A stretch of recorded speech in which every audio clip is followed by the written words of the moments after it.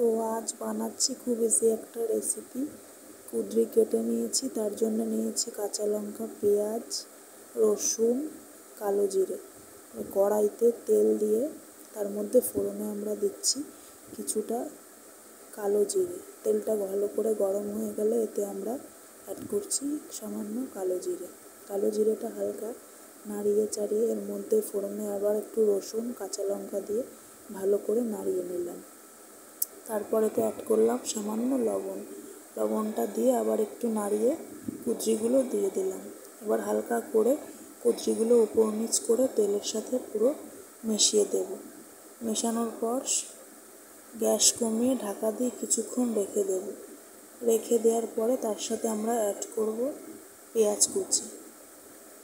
পেঁয়াজটা দিয়ে ভালো করে নাড়িয়ে চাড়িয়ে একটু হলুদ আমরা দিয়ে দিলাম।